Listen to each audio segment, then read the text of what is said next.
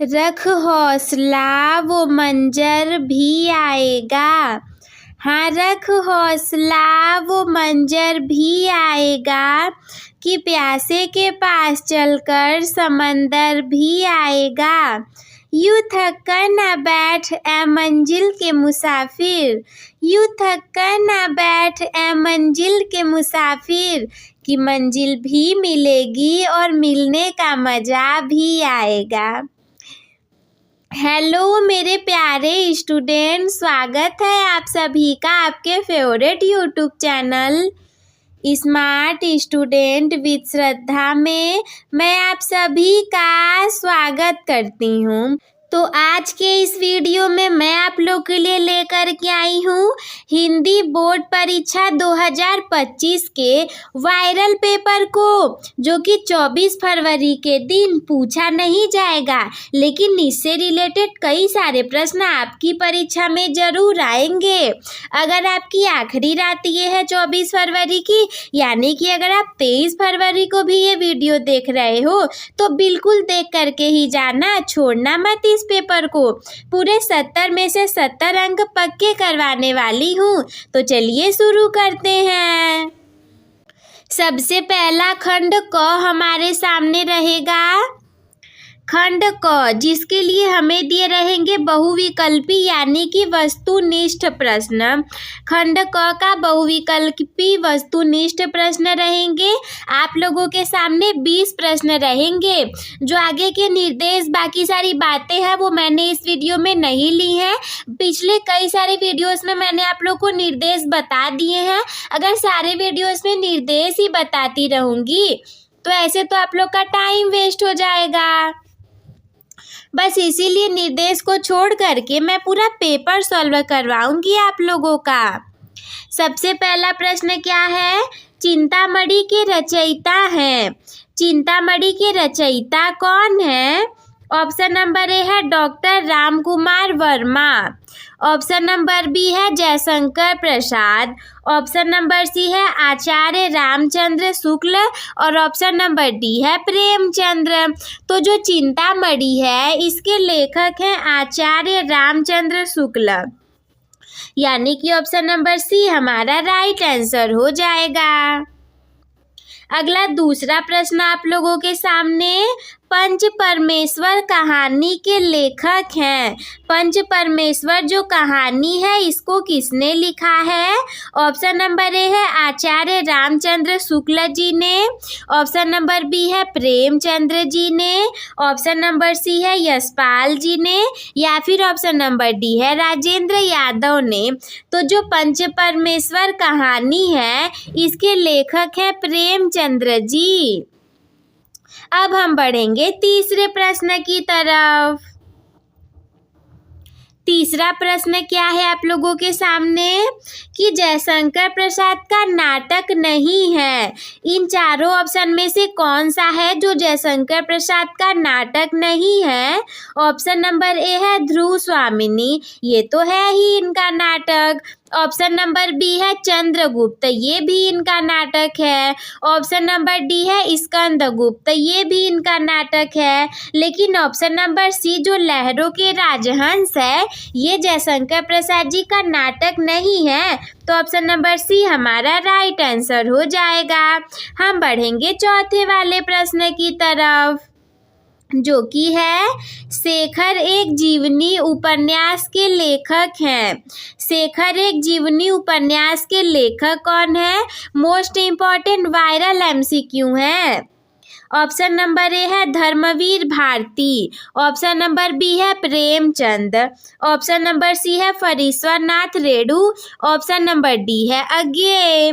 तो जो शेखर एक जीवनी उपन्यास के लेखक हैं वो हैं अज्ञेय जी। इसके बाद अगला पांचवा वाला प्रश्न आप लोगों के सामने कौन सा है? अपनी खबर आत्मकथा है। अपनी खबर जो आत्मकथा है ये किसकी है? ऑप्शन नंबर ए है पांडे बेचन शर्मा उग्र की। ऑप्शन नंबर बी है डॉक्टर राजेंद्र प्रसाद की। ऑप्शन नंबर सी है हरिवंश राय बच्चन की और ऑप्शन नंबर डी है श्याम सुंदर दास की। तो जो अपनी खबर आत्मकथा है ये है पांडे बेचन शर्मा उग्र जी की। छठवां प्रश्न क्या है कि भूषण किस युग के कवि हैं? कविवर भूषण जो है ये कौन से युग के हैं? ऑप्शन नंबर ए है आदिकाल के, ऑप्शन नंबर बी है रीति काल के, ऑप्शन नंबर सी है भक्ति काल के, ऑप्शन नंबर डी है आधुनिक काल के। तो जो भूषण जी हैं ये रीति काल के कवि हैं, यानी कि ऑप्शन नंबर बी हमारा राइट आंसर हो जाएगा। सातवें प्रश्न की तरफ हम बढ़ेंगे। सातवां प्रश्न क्या कह रहा है कि ललित ललाम रचना है। ललित ललाम किसकी रचना है? ऑप्शन नंबर ए मतीराम की, ऑप्शन नंबर बी पद्माकर की, ऑप्शन नंबर सी देव की, ऑप्शन नंबर डी भूषण की। जो ललित ललाम रचना है, एक दो बार पढ़े होगे तभी याद हो गया होगा कि मतीराम की रचना है। ऑप्शन नंबर ए हमारा राइट आंसर हो जाएगा। आठवां प्रश्न क्या है? यशोधरा रचना है। यशोधरा किसकी रचना है? ऑप्शन नंबर ए है जयशंकर प्रसाद जी की, या फिर ऑप्शन नंबर बी है महादेवी वर्मा जी की, ऑप्शन नंबर सी है सुमित्रा नंदन पंत जी की, या फिर ऑप्शन नंबर डी है मैथिली शरण गुप्त जी की। तो जो यशोधरा रचना है ये है मैथिली शरण गुप्त जी की। ऑप्शन नंबर डी हमारा राइट आंसर हो जाएगा। नौवें प्रश्न की तरफ हम बढ़ेंगे। नौवां प्रश्न क्या कह रहा है? आंगन के पार द्वार रचना है। आंगन के पार द्वार किसकी रचना है? ऑप्शन नंबर ए है जयशंकर प्रसाद की, ऑप्शन नंबर बी है अज्ञेय की, ऑप्शन नंबर सी है रामधारी सिंह दिनकर की, ऑप्शन नंबर डी है नरेंद्र शर्मा की। आंगन के पार द्वार बहुत ही ज़्यादा फेमस रचना जो की है अज्ञेय जी की, सच्चिदानंद हीरानंद वात्स्यायन अज्ञेय जी की। ऑप्शन नंबर बी हमारा राइट आंसर हो जाएगा। 10वां प्रश्न क्या कह रहा है कि दीपशिखा काव्य संग्रह रचना है। इन चारों में से किसकी रचना दीपशिखा है? ऑप्शन नंबर ए है महादेवी वर्मा की, ऑप्शन नंबर बी है जयशंकर प्रसाद की, ऑप्शन नंबर सी है सुभद्रा कुमारी चौहान की, ऑप्शन नंबर डी है सूर्यकांत त्रिपाठी निराला की। तो जो दीपशिखा काव्य संग्रह है 10वें का राइट आंसर हो जाएगा हमारा ए वाला, यानी कि महादेवी वर्मा जी का काव्य संग्रह है। 11वां वाला प्रश्न क्या है? करुण रस का स्थायी भाव क्या है?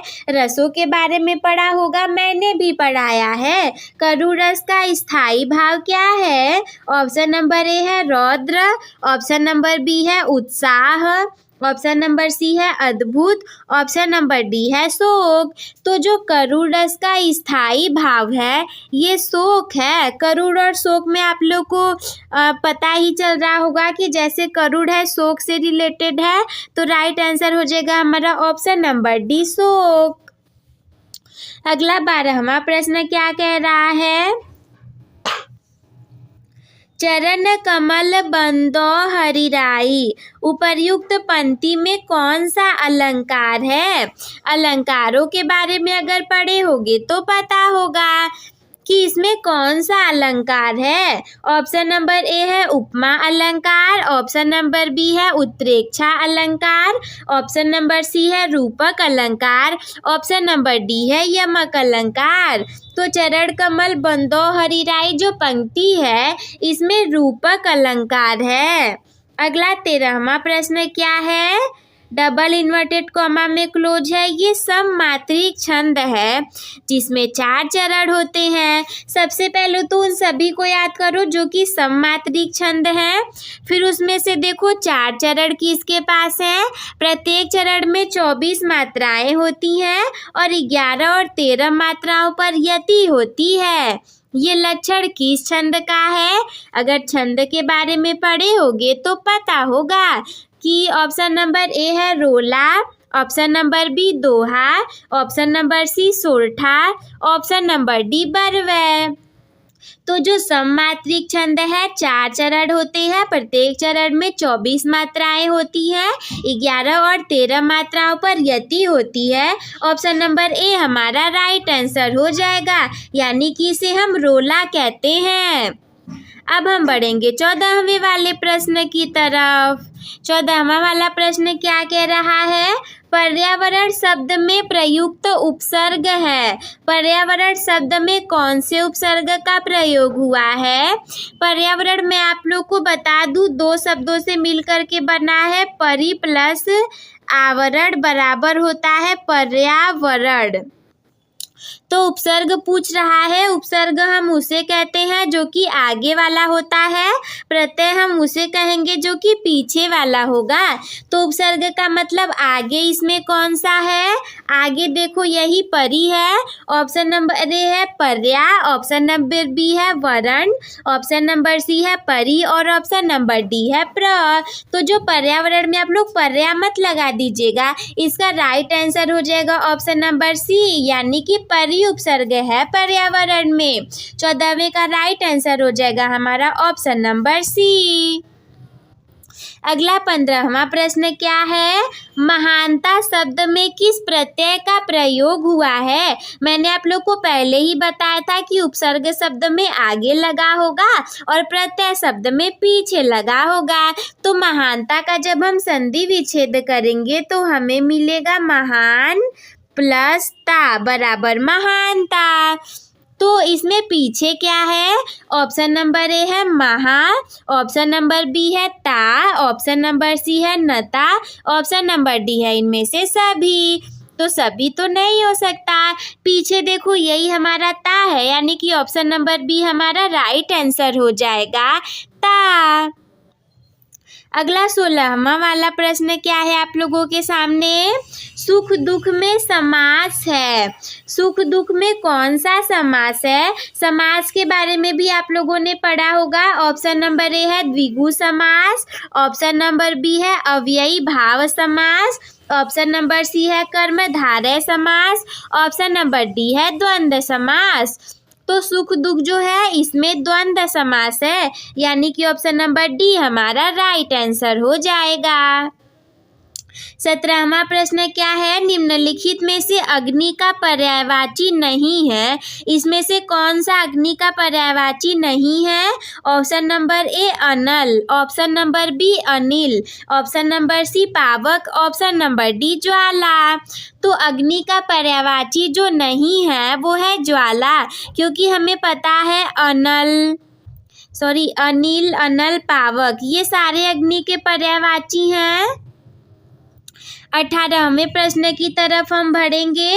अभ्युदय का संधि विच्छेद है। अभ्युदय का संधि विच्छेद क्या है? जब आप अभ्युदय का संधि विच्छेद करोगे तो हमें क्या मिलेगा? हमें मिलेगा अभि प्लस उदय बराबर अभ्युदय।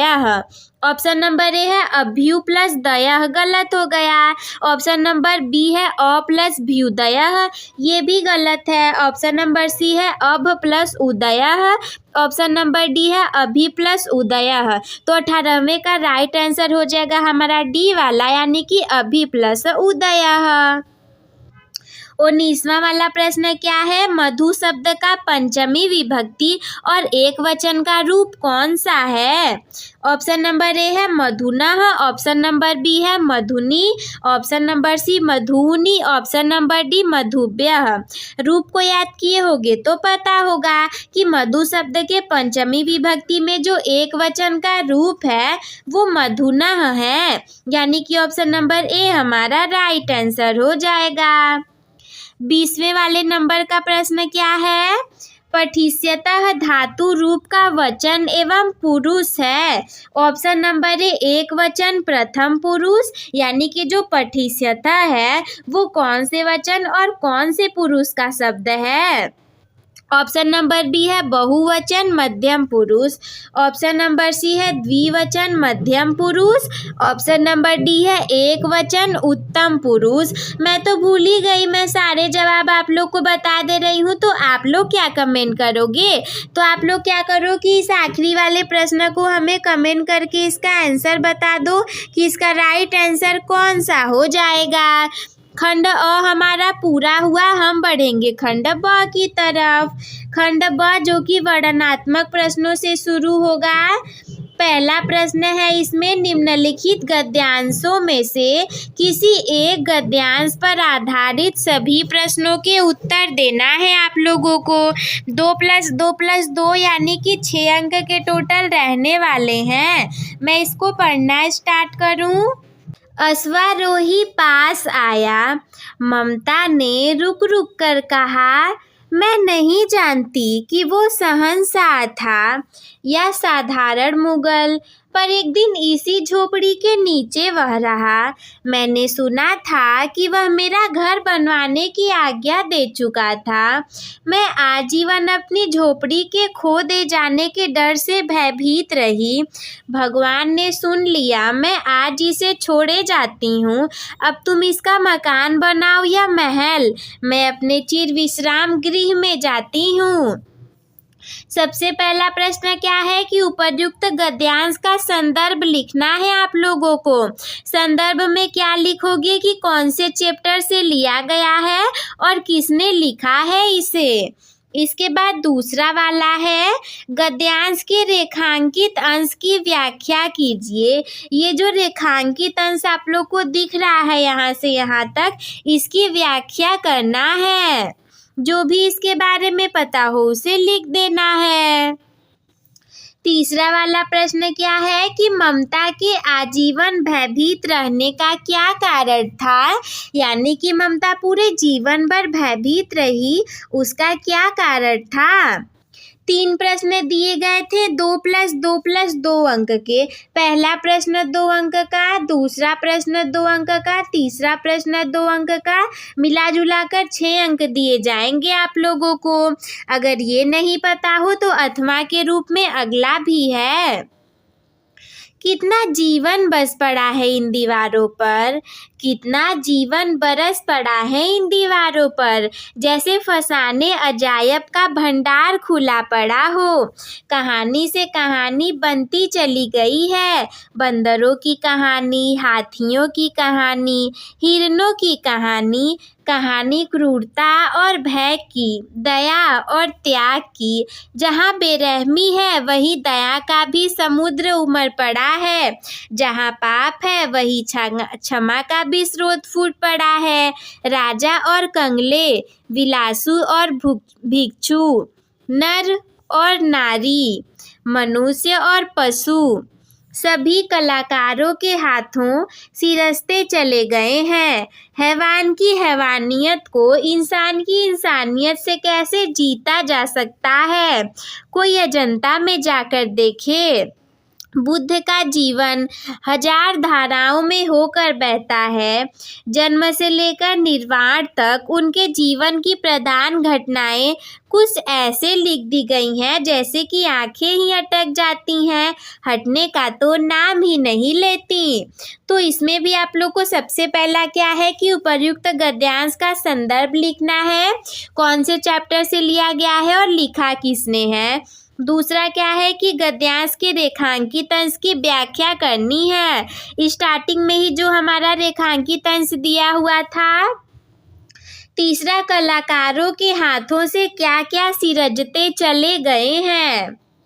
ये सब करना बहुत आसान होता है। गद्यांश को देखोगे उसी में ज़्यादातर इसका आंसर छुपा होता है। बस आप लोग को संदर्भ याद करने की ज़रूरत पड़ती है। तो पहला वाला गद्यांश था, तो दूसरा हमारा पद्यांश रहेगा। निम्नलिखित में से किसी एक पद्यांश पर आधारित प्रश्नों के उत्तर देना है आप लोगों को।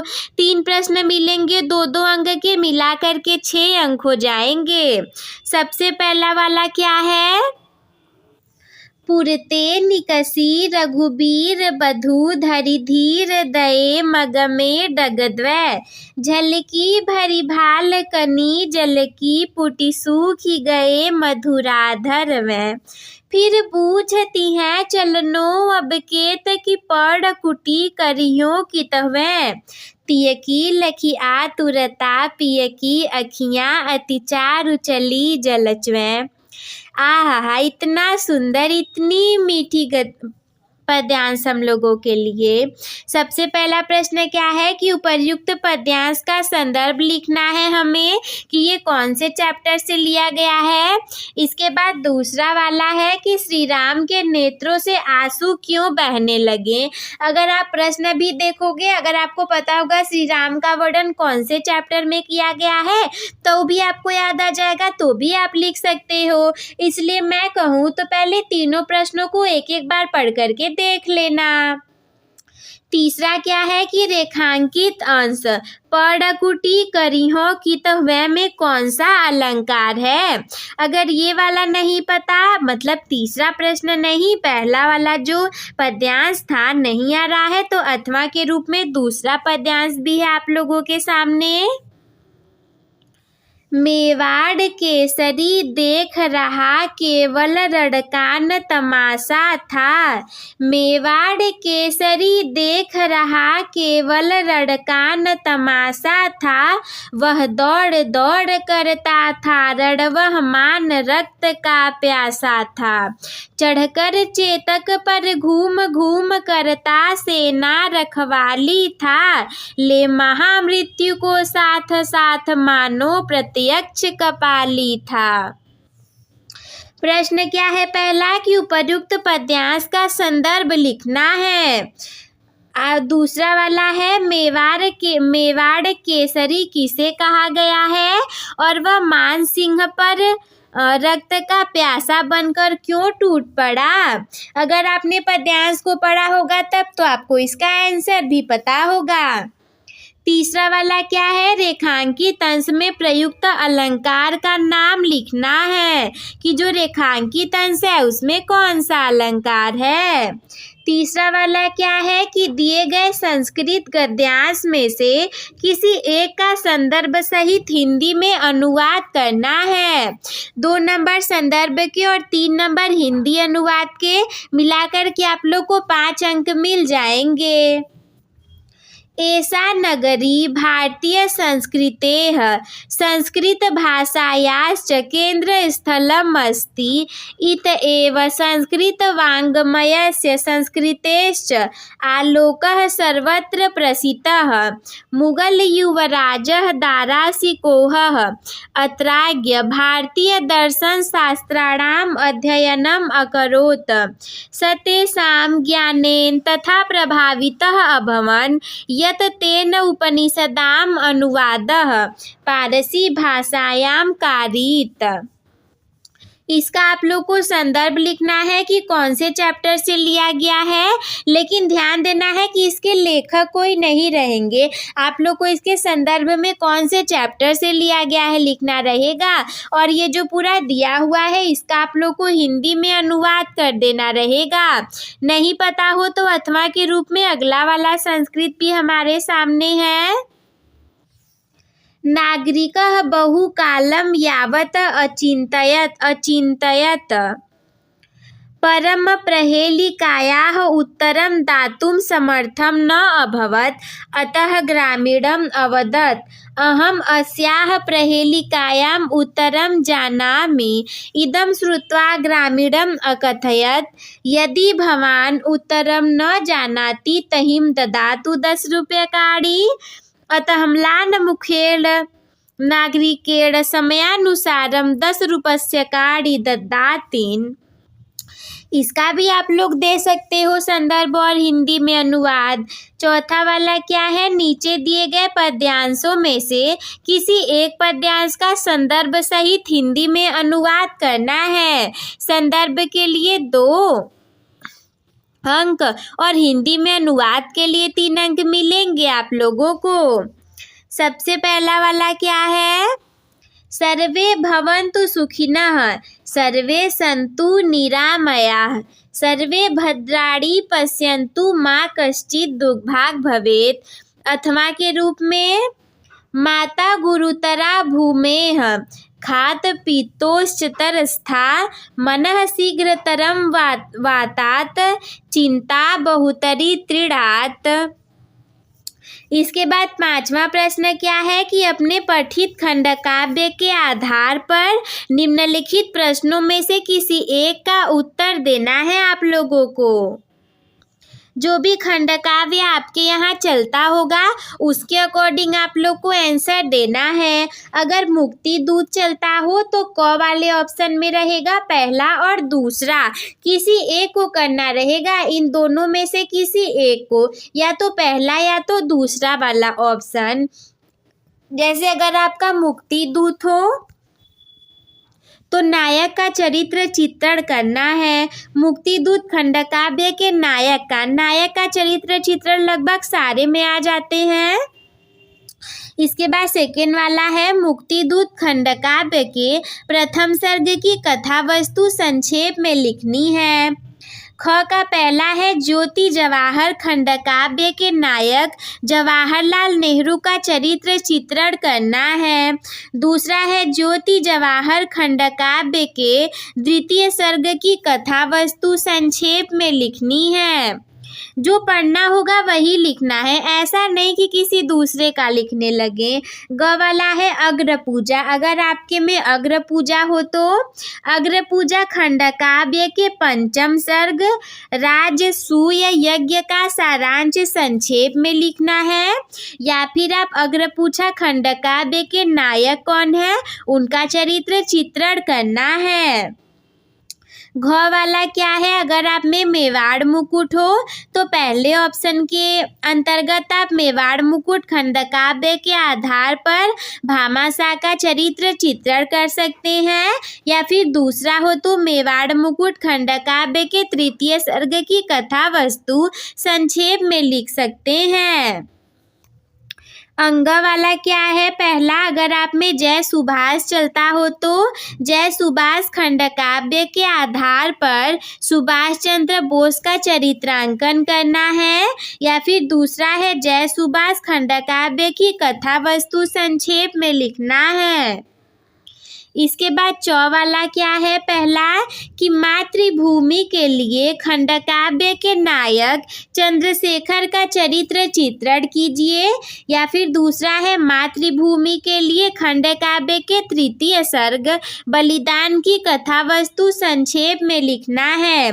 अगर आपके यहाँ कर्ण चलता हो तो छ का पहला वाला हो जाएगा। कर्ण खंडकाव्य के आधार पर कुंती का चरित्र चित्रण कीजिए। या फिर दूसरा है कर्ण खंडकाव्य के षष्ठम सर्ग कर्णवध की कथा वस्तु संक्षेप में लिखना है। जो वाला क्या है कि कर्मवीर भरत खंडकाव्य के आधार पर भरत का चरित्र चित्रण करना है। या फिर दूसरा आप कर सकते हो कि कर्मवीर भरत खंडकाव्य के आधार पर इसके पंचम सर्ग वनगमन की कथा वस्तु को संक्षेप में लिख सकते हो। हमारे यहाँ तो तुमुल खंडकाव्य चलता है जिसमें पहला है तुमुल खंडकाव्य के आधार पर लक्ष्मण का चरित्र चित्रण करना है। या फिर दूसरा है तुमुल खंडकाव्य के पंचम सर्ग रावण का आदेश या फिर षष्ठम सर्ग मेघनाद प्रतिज्ञा की कथा वस्तु संक्षेप में लिखनी है। खंडकाव्य वाला हमारा पूरा हुआ। हम बढ़ेंगे छठवें की तरफ जिसमें कि क वाला है दिए गए लेखकों में से किसी एक लेखक का जीवन परिचय देते हुए उनकी एक प्रमुख रचना का उल्लेख करना है। सबसे पहला ऑप्शन है आचार्य रामचंद्र शुक्ल जी का, मैंने आप लोग को करा के रखा है। दूसरा है डॉक्टर भगवत शरण उपाध्याय जी का। तीसरे हैं जयशंकर प्रसाद जी, 2 से 3 बार करवा दिया है। ख वाला है दिए गए कवियों में से किसी एक कवि का जीवन परिचय देते हुए उनकी एक प्रमुख रचना का उल्लेख करना है आप लोगों को। सबसे पहला क्या है कि गोस्वामी तुलसीदास जी का, या फिर दूसरा रसखान जी का, या फिर तीसरा सुमित्रा नंदन पंत जी का, या फिर चौथा मैथिली शरण गुप्त जी का। सातवां प्रश्न क्या है कि अपनी पाठ्य पुस्तक में से कंठस्थ कोई भी एक श्लोक लिखना है जो कि इस प्रश्न पत्र में न आया हो। ऐसा न हो कि जो हमारे क्वेश्चन पेपर में पूछा गया है वही श्लोक आप लोग उठा करके लिख दो, इसीलिए इसमें दे दिया है कि इस प्रश्न पत्र में न आया हो। फिर आठवां प्रश्न है कि निम्नलिखित में से किन्हीं दो प्रश्नों के उत्तर संस्कृत में देना है। 2-2 4 अंक मिल जाएंगे आप लोगों को। पहला ऑप्शन है वीरः केन पूज्यते वीरः वीरेण पूज्यते। दूसरा है पदेन बिना किम दूरः याति। तीसरा है चंद्रशेखरः कः आसीत्। चौथा है अस्माकं संस्कृति कीदृशी वर्तते। जो संस्कृत गद्यांश दिया था हमारे सामने, अगर ध्यान से पढ़ोगे तो उसमें भी 1-2 आंसर तो आप लोग को मिल ही जाएंगे। इसके बाद 9वां वाला प्रश्न रहेगा आप लोग के सामने कि निम्नलिखित में से किसी एक विषय पर निबंध लिखना रहेगा। जैसे कि सबसे पहला है देश प्रेम, सारे निबंध मैंने आप लोग को करवा करके रखे हैं। दूसरा है आतंकवाद की समस्या और समाधान। तीसरा है प्रदूषण और मानव जीवन।